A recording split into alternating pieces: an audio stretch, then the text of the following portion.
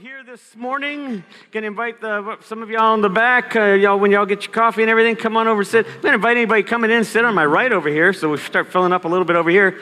It's good to see you all here this morning at 11:11. It's great to see you guys online with us, joining in on 11:11 downtown in Fort Worth. I'm Tom McDermott, the pastor of this community, and so glad that you're joined in online as well as here. I'm guessing a whole lot more of you are online today than are actually present in here, and I'm guessing it just occurred to me this morning, it costs probably $5 to $20 for you to come to church today.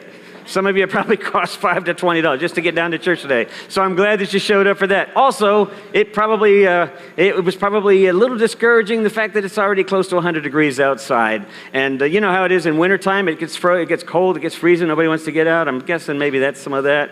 You're sitting there with your iced tea. You're in front of a fan or AC. So I'm glad you're with us in here, and I'm glad you're with us online. A couple of quick things. Register your attendance online so we know you're with us. And if you're visiting with us, especially, we'd like to know that. We've had a lot of interaction on social media lately, so I'm actually thinking we probably do have some folks visiting with us, and we're glad you're here.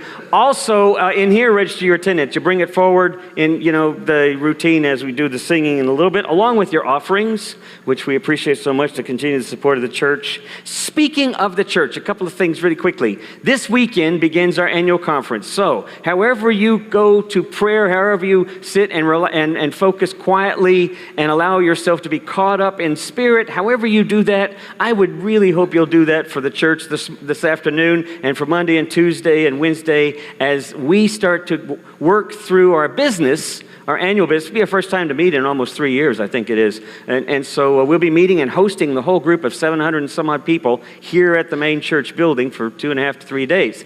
It's also a tense time, as you already know, because of the churches that are already looking at disaffiliating with the denomination, which we are not splitting. Again, we see it in the media. We're not splitting. United Methodist Church remains United Methodist Church, always with the widest possible table for folks to join and gather at. And yet, there are some folks that are trying to discern whether or not they're going to be leaving. So it's a difficult time, and some of that tension will no doubt be present.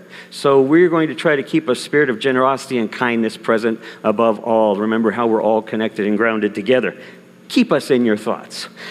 Other thing I want to mention is that on the 25th of this month, our own senior pastor for so many years, I can't even count how many years, it's been, I think, about 19 years, Tim Brewster, who, by the way, people, is with us this morning. Isn't that nice? Yeah. I wasn't going to mention it, but you just have such a great smile on your face, I can't help but notice that you're here, and I'll be thinking about it all morning. So it's good to have you with us. We're having an all-service celebration at the 9:30 hour. So good. Guess what? You can come early on that Sunday and join in on that joint service over there and celebrate Tim's last message to us, and also just his ministry and all the goodness he's done here with his ministry and his open arms and his great sort of compassion for a wide way of understanding who God and how we come to God. And so we're going to really celebrate that with him as well. I hope you can be there. 25th. 2 Sundays from now. Then you can hang around, go get some donuts, come back at 11:11. Oh my gosh, it's the 26th. Yes. Don't come on the 25th. Okay. But the 25th, by the way, happens to be the Trinity Pride Fest. And so that's happening in Magnolia, on the Magnolia Green. And we haven't really done much in the past. This year we're doing more and more. And so if you want to volunteer with me, there'll be several of us helping to set up the markers for marking off the streets. There'll be some of us working with stage. There's stuff happening all morning and afternoon, but we're going to be working the morning to early afternoon, right after lunch shift. So if you'd like to do that, there's information on your bulletin. You can find that bulletin on your phone, information online. Email me soon if you want to be a part of that. The other thing that you might want to be a part of is Project Transformation, which we've been doing every year at this church for years and years. And it's a wonderful work. It's a wonderful service that helps children with literacy and with reading comprehension, and it's a volunteer situation for a couple of days. You take a 2-hour block and then volunteer for that time. Ava Nell, which I don't see, oh, there she is right here in the front. Ava Nell is one of the folks that you can sign up with. You can get information on our church website about that. It's a fun experience. You go over to the school and you read with these kids in different groups, and you listen to them read and process what they're reading. And it's just a lot of fun to engage in this way. The the actual consequence of this is pretty phenomenal. The literacy rates are really, you can really see the difference throughout the year according to their studies afterwards, their research afterwards. So it makes a huge difference to do this. So it's a great way to volunteer and be a part of your community in different ways. Hope you will sign up for that. Check with Ava Nell, who I know she's already talked to some of you. All right, so that's the main thing we want to talk about here this morning. I want you to do something here while you're online as well. I want you to think about a couple of quick questions. The first question is, are you a dog or a cat person? Okay, I'm serious. Are you a dog or a cat person or both? Or neither? Okay? Neither because you just hate animals, okay, right? I mean, neither. Maybe you're neither. Okay, I'm just kidding. So if you're a dog person, or just think about, are you a dog person or a cat person? Second question is, what does your pet say about you? You know, you can tell a lot about a person by the pet they keep. Not just the company, but the pet they keep. So what is your pet? What do you think your pet says about you, right? And then the third thing is a leap. A leap. What does it say about your view of God? All right, let's begin.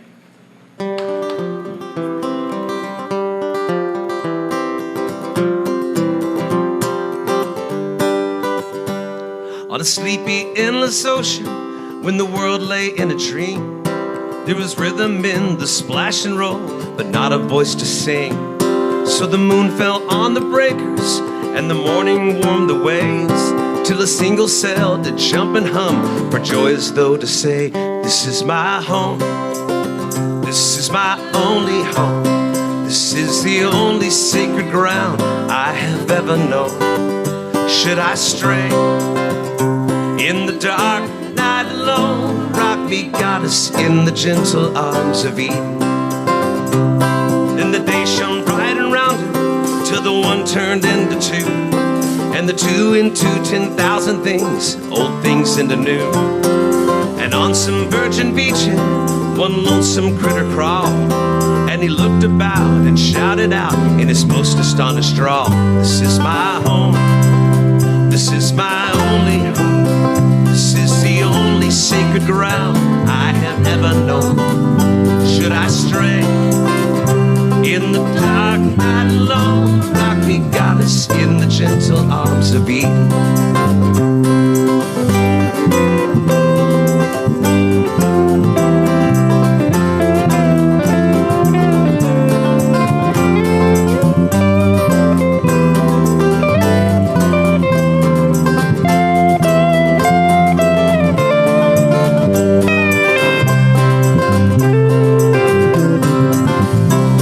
Then all the sky was buzzing, and the ground was carpet green, and the weary children of the woods went dancing in between. And the people sang rejoicing when the fields were glad with grain, this song of celebration from their cities on the plain. This is my home, this is my only home, this is the only sacred ground that I have ever known. Should I stray in the dark night alone, rock me, goddess, in the gentle arms of Eden. Now there's smoke across the harbor, and there's factories on the shore, and the world is ill with greed and will and enterprise of war. But I'll lay down my burdens in the cradle of your grace, and the shining beaches of your love, and the sea of your embrace. This is my home, this is my only home, this is the only sacred ground that I have ever known. Should I stray in the dark night alone, rock me, goddess, in the gentle arms of Eden. Rock me, goddess, in the gentle arms of Eden.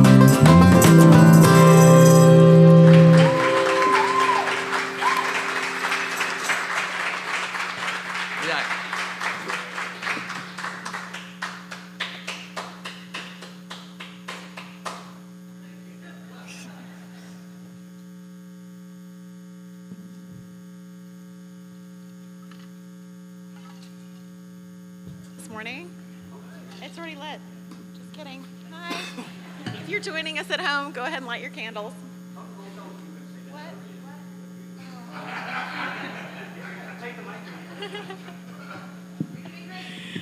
Knocking it out of the park. Good morning. There we go. Come, whoever you are, wanderer, worshiper, lover of leaving. It doesn't matter. Ours is not a caravan of despair. Come, even if you've broken your vows 1,000 times, come yet again. Thanks.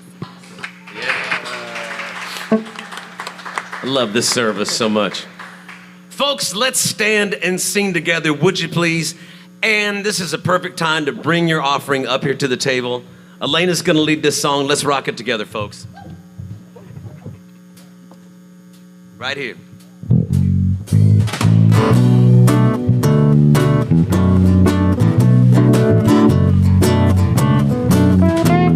Yeah.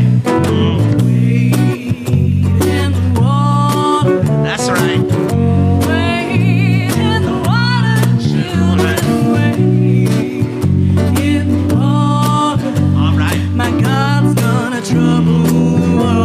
One more time, let's go. Wade in the water. Wade in the water, children, wade in the water. My God's gonna trouble the water. Let's go. All those children hold resting away. God's gonna trouble the water. Must be the children of the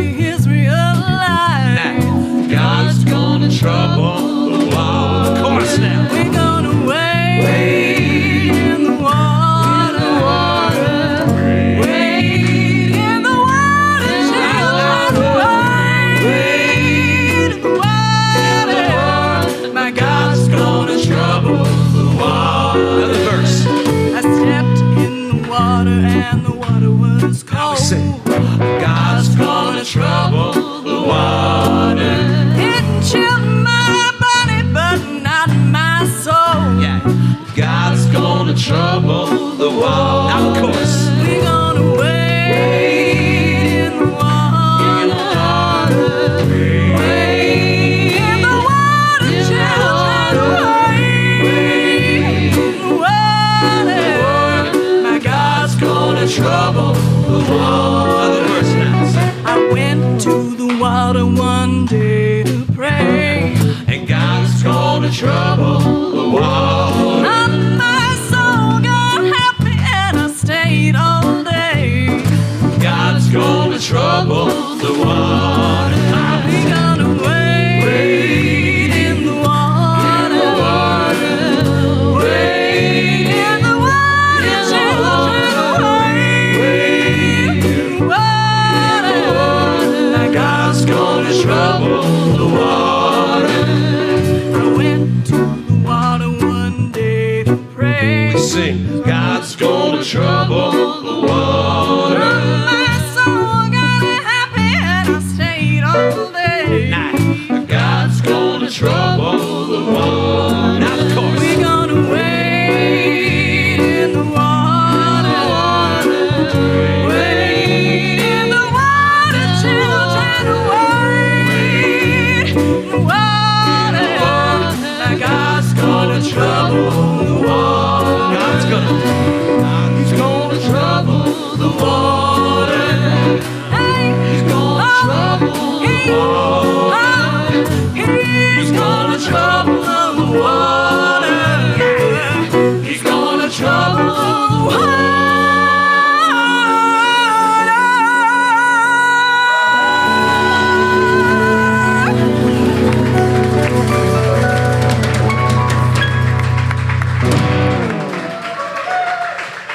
So, today, as you greet one another, look at each other, say, here's the dog I have, or here's the cat I have, and then just look at them when they say that and go, uh-huh. And then you tell them yours, all right? That way you can see, does their dog actually match who they are, all right? So greet one another with signs of peace and your pet. Way to go, in spite of my poor direction. It's God, but it's He, so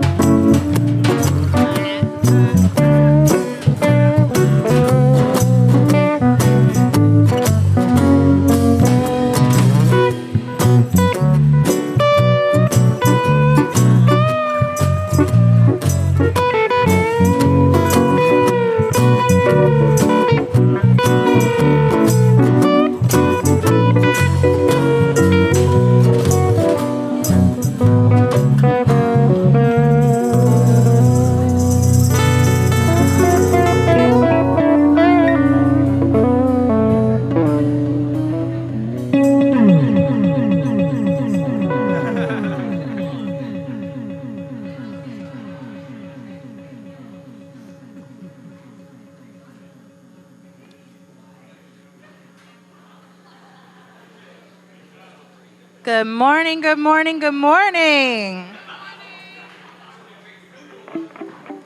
I love to see everybody visiting. It makes me so happy. I'll be sharing with the scripture with you guys today. This is the first time for me, so bear with me.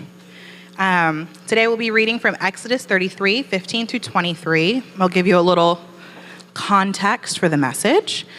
We're at the point in the Exodus story where the Israelites are many years in exile.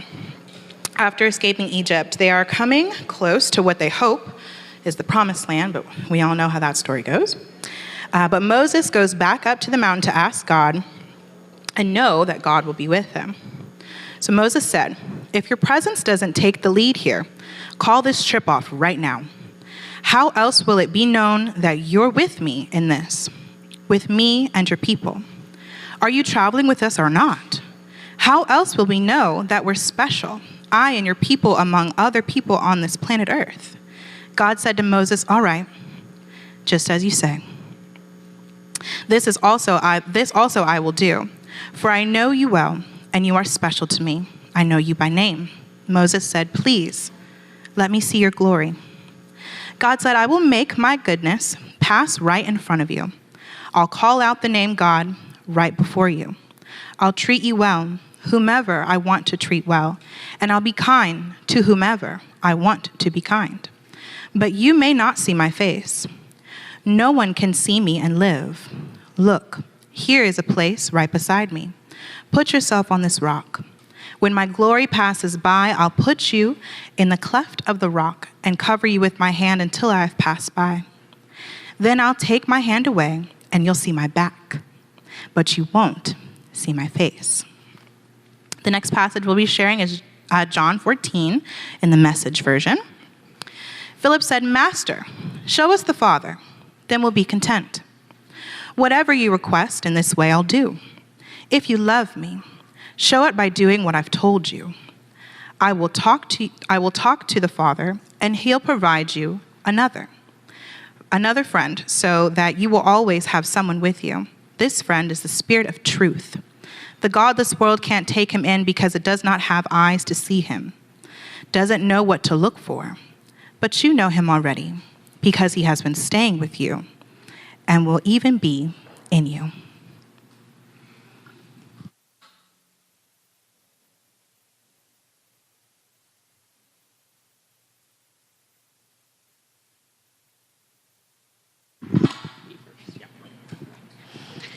Kagan wrote for us this beautiful entry into our time of Kairos together today. And so it should be on the screen. So we will do this as a congregational response with one another.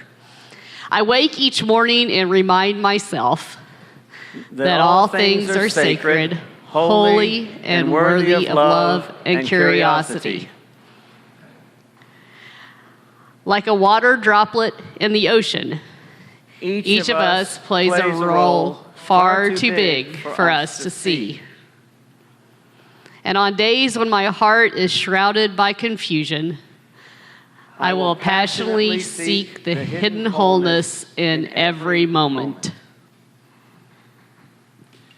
So we take this time that we come into Kairos, which is that time with sort of in between times, right? It's really that chance to sort of try to step out of the busyness of what's been going on, or carrying the histories and the past that we bring with ourselves, and the anxieties that we might also carry because we're thinking about what's up, what's coming next, or what time it is, or when things are going to move to the next thing. Our impatience triggers all the time. So this is a time really to allow the singing bowl, the tone, to simply invite us into a focus. So I invite you to close your eyes if that's easier for you to focus, or to look at a point on the floor or in front of you, and to just take deep breaths slowly and exhale slowly. And as you do, perhaps just count 5 inhale, 6 exhale, and with each one maybe add a second or two. We'll do that about 3 times or so as the bowl sings for us.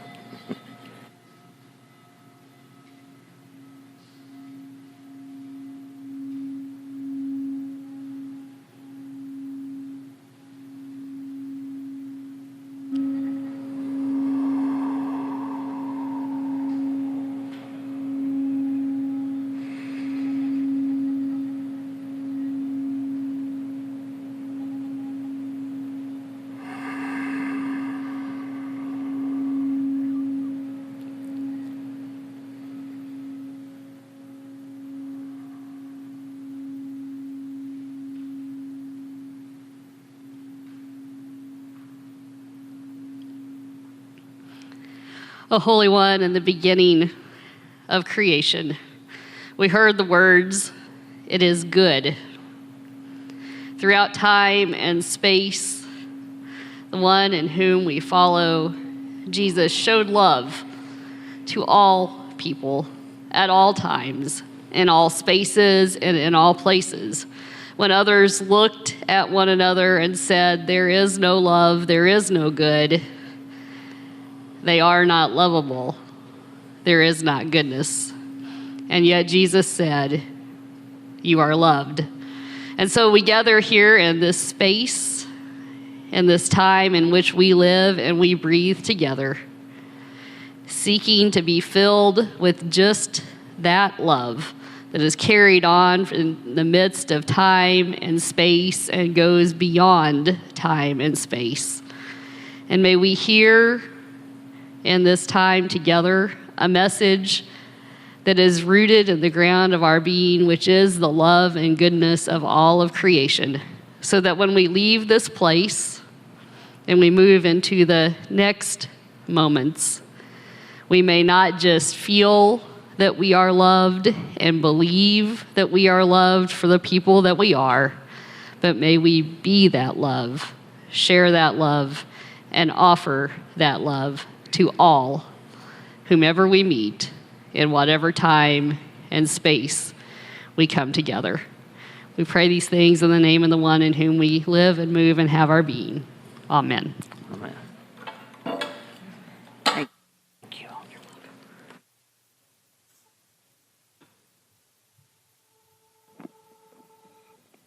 Hi. I'm going to be sharing with you another original of mine, which I'm very excited about. And I just wanted to give a quick shout out to these musicians back here. If we could give them a round of applause. They're incredible. And they've been gracious enough to learn my music and give it a life that I couldn't imagine on my own. So I'm really excited to share that with you guys today.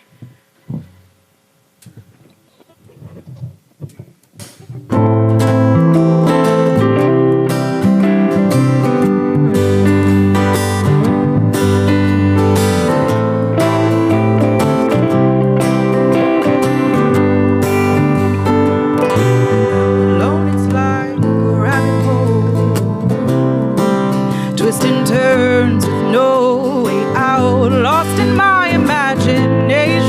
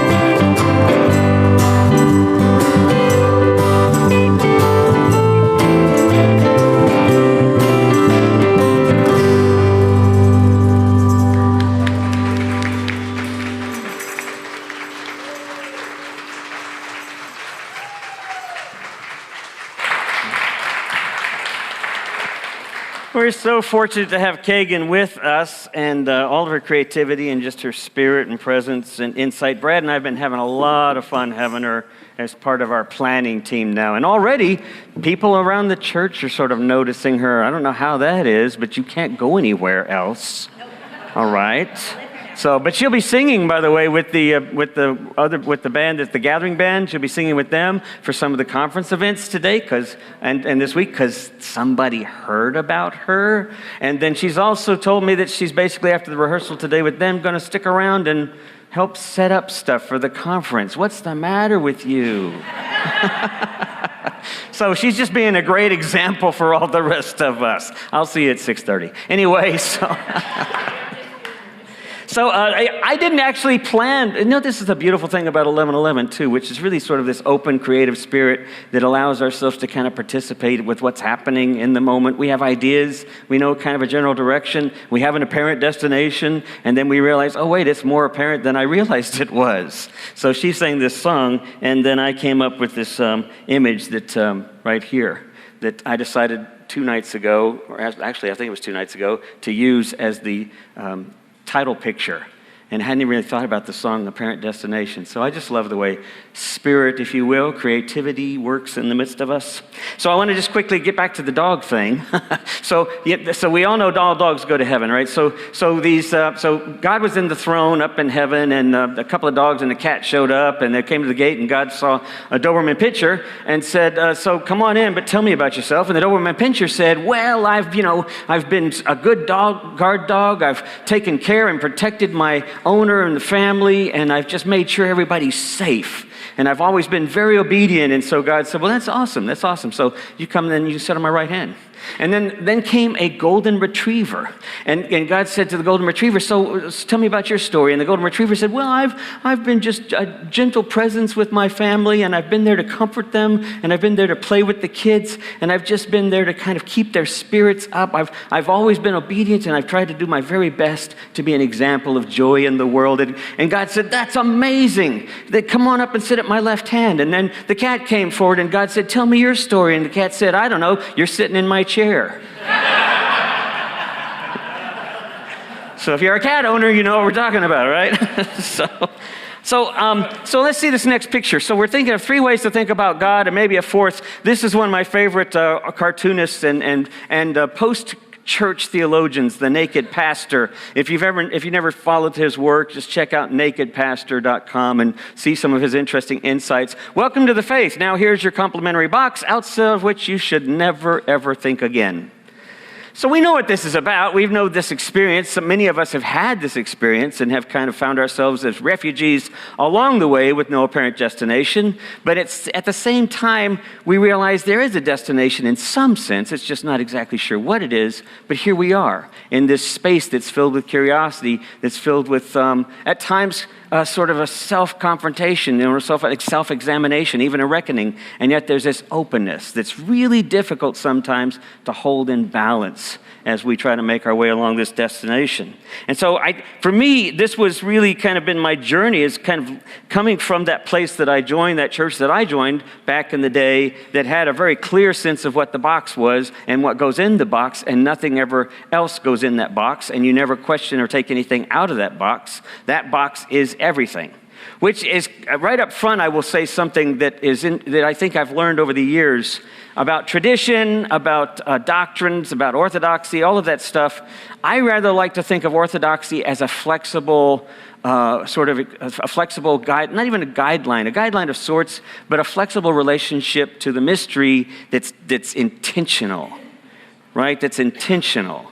That becomes kind of a modified or improvisational or an experiential orthodoxy. The problem with the box containing only everything is that that's called static, or also known in science as inert, or also known in biology as dead. So if we have a static faith, it's a dead faith. And what's the problem when you get around a dead faith? Well, you know what the problem is. When you get around a dead faith, it's toxic because it decays and it creates this tension around it. And everyone basically is repelled by it and runs away from it. And that's the challenge, I think. That's really the challenge, is to be able to be present when you're in the midst of toxic realities. That's also a dynamic experience of faith. So we're going to look at 3 ways to look at faith, to look at God, because I think it speaks to who we are. And I think it actually, if you just want to play around with it, it also speaks to who your dog is, or your cat. But that's a little bit of a side thought. And I'm going to use this idea of the Wizard of Oz because basically Dorothy, and then she meets the Tin Man and the Scarecrow and the Lion, the Cowardly Lion, and they're on this journey. She runs into all sorts of other issues, right? It's a classic sort of journey story with all the different motifs of dangers and obstacles and wisdom and teachings and gifts. And then she makes her way eventually to the land of Oz. But the crisis literally puts her into a tailspin where she ends up in an unfamiliar reality, which I want you to think about right now. What are those realities, right? 2 years of COVID, a pandemic that killed over 1 million people in America, 6 million around the world, millions of people sick, continuing to get sick, anxieties just around that, realities of all sorts of economic and social consequences because of that.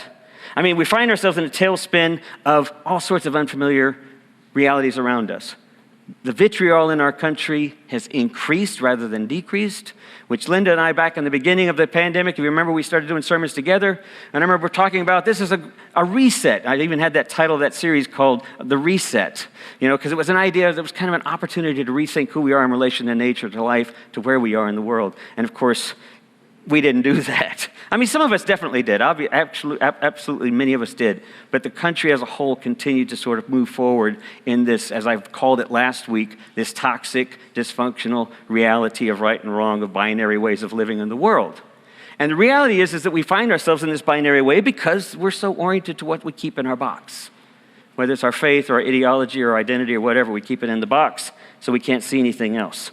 So here's the first thing. There's 3 or 4 different ways to think about God that is pretty common, I think pretty universal to those of us as Christians, Judeo-Christians even. The first one is God as a being. Now, when I say that, I don't mean God as a being or as being. I mean specifically as a thing, as an object, as a being. And most of us grow up with that because we grow up as children. We grow up with this idea that God is kind of like Santa Claus. Santa Claus is very different. We get that picture. But as little children, think about it. No, you don't. As little children, it's really hard to distinguish between Santa Claus and God. And so if we're lucky and we go to church, we start getting some of that distinction. But the reality is we live in a country of prosperity. We live in a country where if you're pretty much white and grow up in middle America or in certain parts of America, you pretty much get whatever you want from Santa, right? So we live with this privileged kind of understanding of deity. So God is a being. But if we're not careful, what we find out is we've put God in a box. But it's God in a box that we like until something goes wrong, and then we have to question what's inside that box.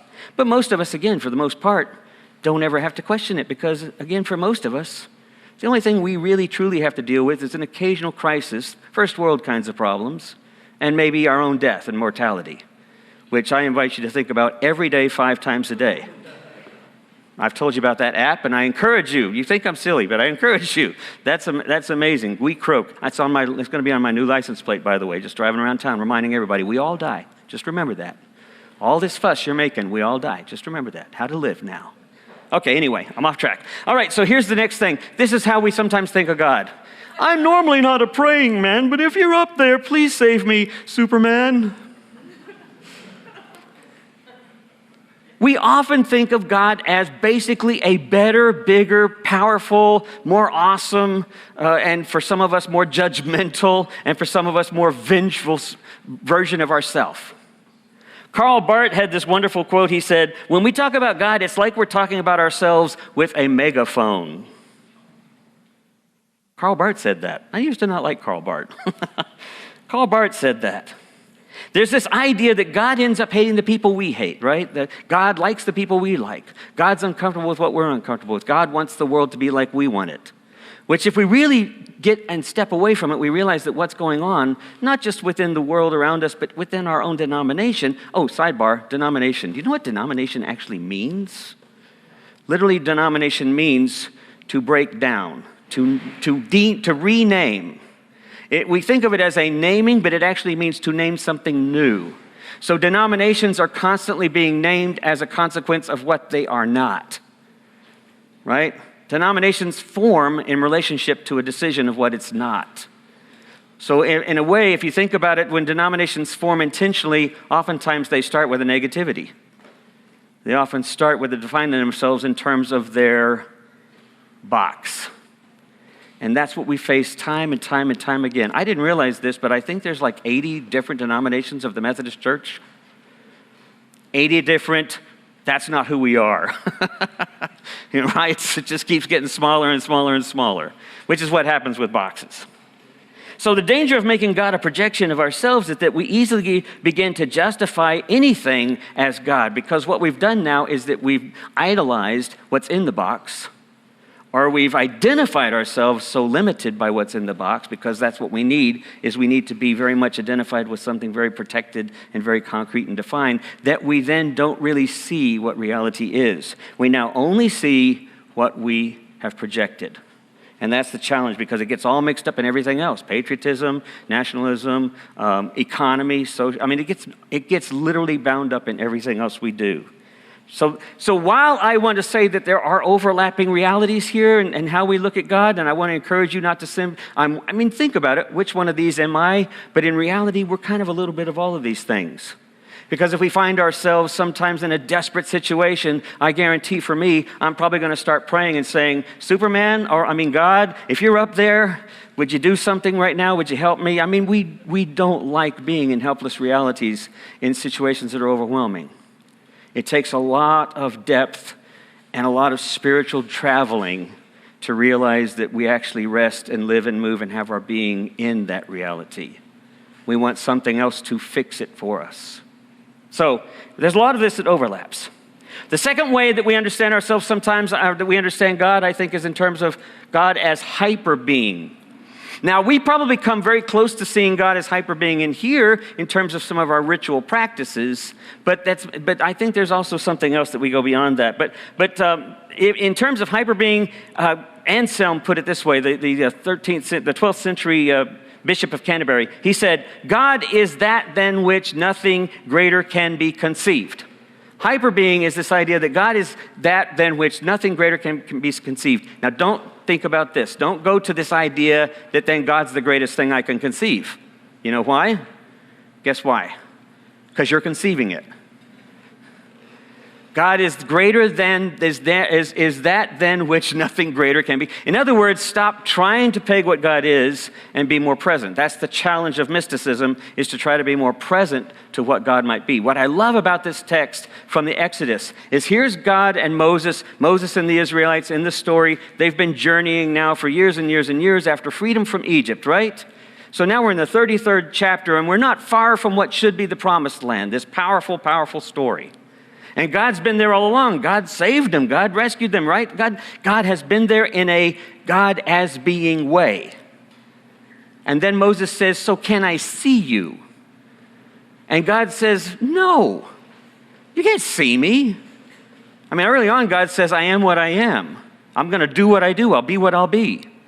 But Moses is saying, well, I love how, now we don't often read it this way. We often read it as saying that God says, I'm going to go along with you. Well, yeah, but read the rest of it. Moses is sitting there bargaining with him. Moses is saying, if I'm going to go forward, I really need to know who it is I'm going forward with. And it's like God's saying, really? All these years? Really? You need to know what you're living in the midst of? And Moses says, yeah, let me just know that you're there so that I can assure the people that you're there. And God says, I'm not going to do that. You can't see me. All you will be able to see, now literally it means is my backside, but if you really think about what's being said there, all that you can see is is the consequence of God's presence. That's what you get to see.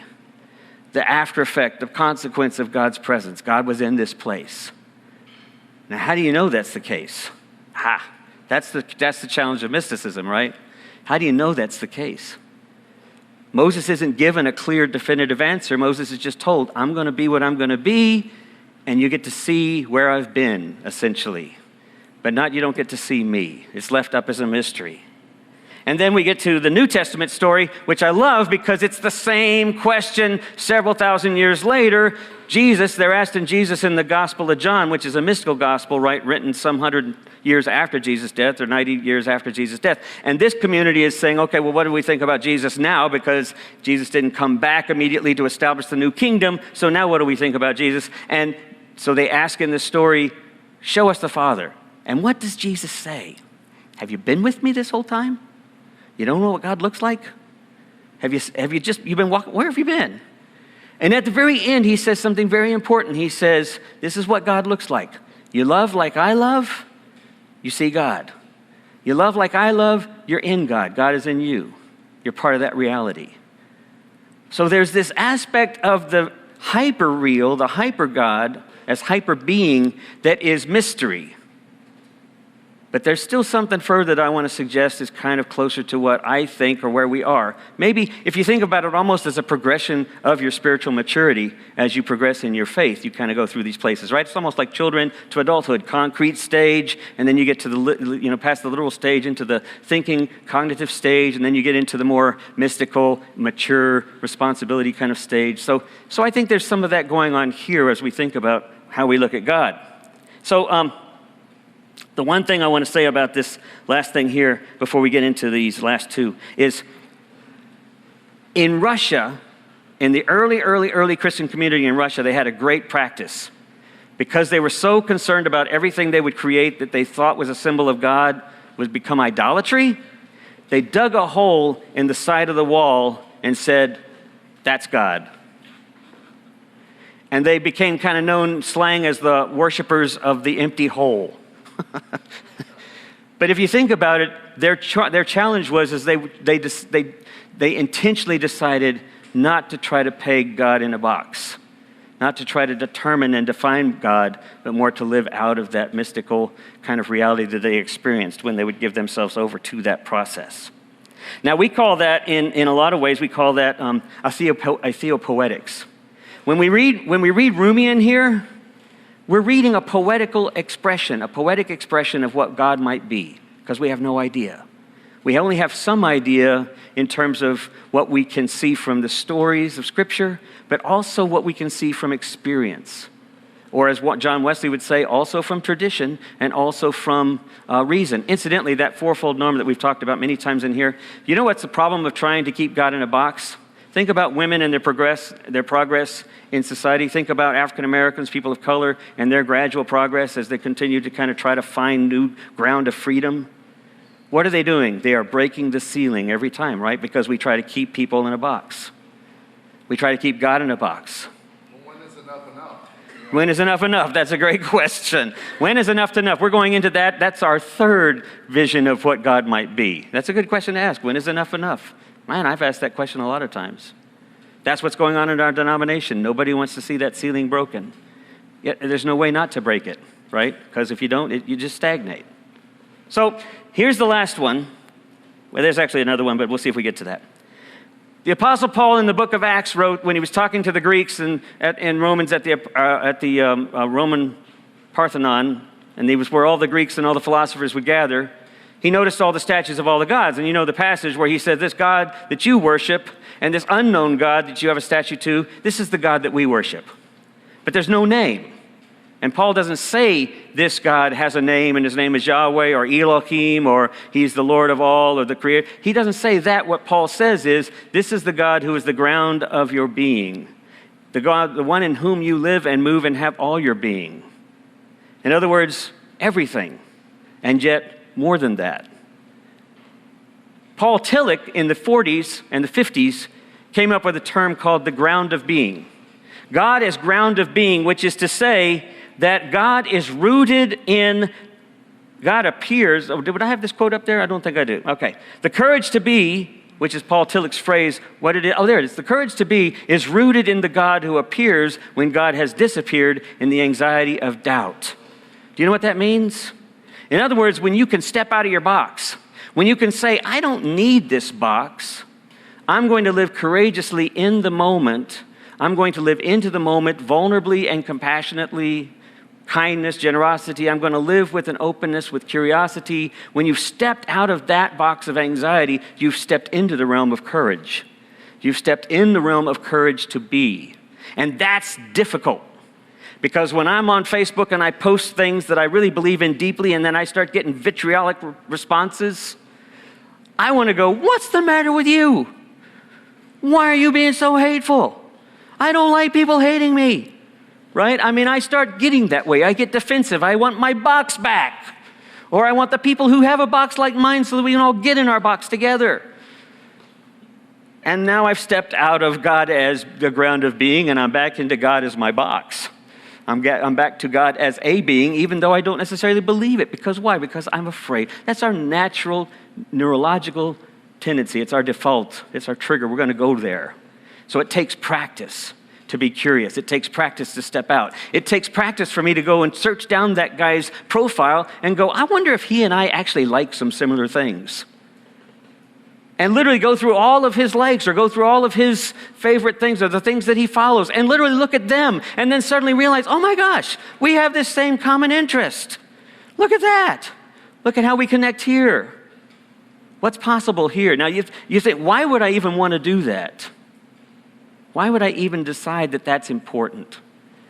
Because Jesus said if you want to experience God, the only way to do it is to love. And love is not charity. Charity is a form of love, sure, but love is not really charity. Love is courageous curiosity. It's fierce curiosity, being willing to go where you haven't gone before. To be in a place where you haven't been before, to see if there's some word of, oh yeah, how did I not see this? Who would have ever seen this before? Let's see what the last one is here, the next one. See if I'm there.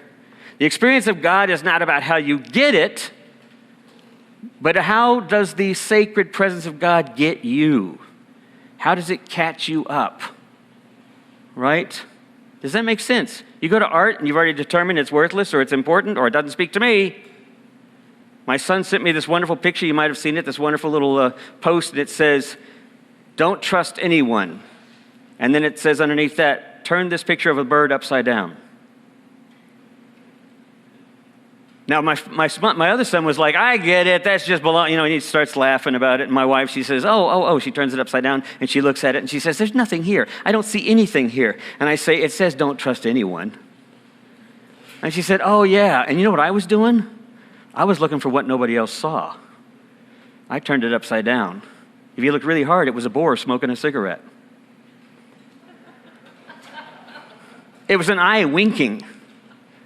It was all sorts of things. If you just turned it upside down, you're going like, oh, that's what it is. You see what the problem is because we get stuck in our boxes, we're not willing to go outside those boxes. Even when we're open-minded sometimes, we're not willing to go where it's a little uncomfortable, where it's a little unfamiliar. We're not willing to pursue curiosity to its divine possibility. And so that's the last one I want to suggest to you. And I think we're going to have to just skip on ahead because we're getting down to the end of our time here. All right, we know the story about Dorothy when she's talking to Glenda, and she says, I think it wasn't enough just to want to see Uncle and Henry and Aunt E.M. It's that if I ever go looking for my heart's desire again, I won't look any further than my own backyard, because if it isn't there, then I never really lost it in the first place. And of course, we know that's the point of the story, is that it was always there, right? She just didn't know how to look for it. She didn't know how to open it up because she was afraid. She was angry. She was defensive. She was confused. And so instead of opening that up, like we've talked about, suffering is keenly paying attention. Instead of opening it up, she ran, right? So we understand that. But here's what I want to suggest. The last one here, I think it's up there. Did I put it up there? Yes, I did. God is the redemptive possibilities in the moment. You want to think about where is God? You want to think about what it means to experience the depth and beauty of God? It's only when we dive into those moments that are awkward, that are difficult, that are unfamiliar, with curiosity and that vulnerability. Now, if you're of course, people will go to me with the foxhole illustration, and they'll go like, yeah, but what if I'm really suffering and I'm in pain? Well, go get it fixed, or go deal with that. Or what if somebody's really being violent to me? Well, don't stand there and start asking them questions about their favorite dogs. Right? You don't, if you see gun violence, you got to respond to things, right? We got to respond to the reality of our situation, but it's bigger than that. That's why we have the problems in the first place. We have to go there. That's what's so beautiful about this community, right? I loved it how when Jessie gets up, and I forgot to tell her, I assumed you'd done this before, so I assumed, right? And then you came, have you? Okay, well then you don't have an excuse. I'm sorry. All right. I'm just sorry. All right. But what I love, in spite of all that, is who we are in here, right? Because we know we're refugees. We know that it's awkward and that the world is difficult and it's confusing, but we also know that we're all in this together because we share the same ground of being. No matter who we are, we all share the same ground of being. And so we celebrate that ground of being before we worry about celebrating who or what you are, because we know right in the heart of you is the Imago Dei, the ground of being, is who we are. We're all sacred and holy. The challenge I invite you all to continue to participate in this time that we're in is to just get a little more curious, push it a little further, and then try to see that for others to help them see it. Amen.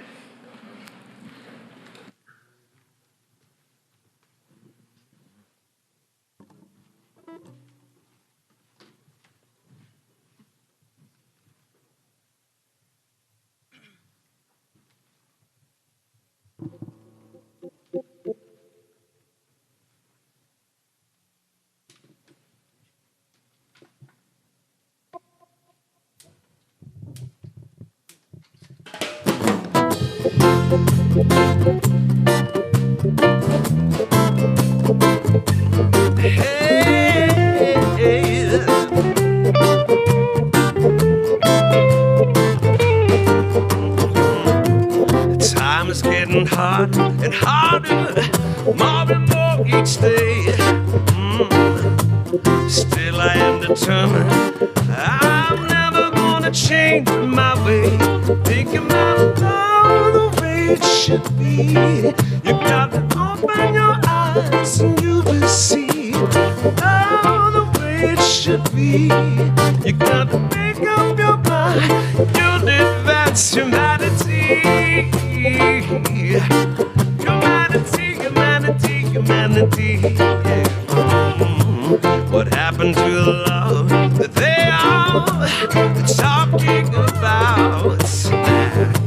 It's nothing but useless words coming out of their mouths, talking about how the way it should be. You gotta open your eyes, you will see how the way it should be. You gotta make up your mind, you did that's humanity. Humanity, oh.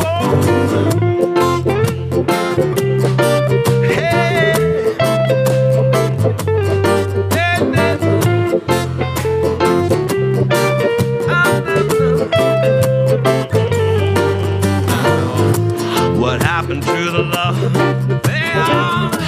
they're talking about? It's nothing but useless words coming out of their mouths. Think about how the way it should be. We gotta open our eyes, we will see how the way it should be. We gotta open our minds, really that's humanity. Oh, humanity, yeah. Listen, people, listen, hey. Oh, listen what I'm saying to you. Hey, I need a bit of justice and peace, oh. Bring a little love for everyone. Hey, oh, you got the notion, you got the notion, you got the notion, you got the notion. Get in the motion, get in the motion. Hey, you got the notion. Hey, hey, hey, yeah, yeah, yeah, yeah, yeah, yeah, yeah. You got the notion.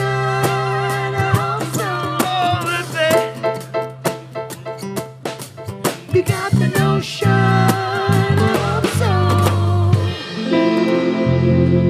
Hey, girl. Okay. Well, good again to be with you all, and good to have you guys online. And that was awesome. I love that song. I hadn't heard that before. I mean, we picked it out, but it always is fun how well it works. So let's stand for our benediction. And I hope this week you get a chance to try to push yourselves a little further in your curiosity to those uncomfortable places, because that's where the being of God is, the ground of our being is. So also, some of you come up and talk to me afterwards and volunteer and help me next the end of the month for the Pride Week Festival, the Pride Festival. Hope you can join me with that. I know Kagan will, because she volunteers for everything. All right. So if you have the notion, our task is ended. Go in pieces. Ideas have been upended, but new ideas always invited and mended as we travel and unravel. Still, we travel together. In all of that, we begin to unravel the illusions, to expose some of the confusions, but to invite new solutions of ways that we can be together. So we go in pieces. Amen.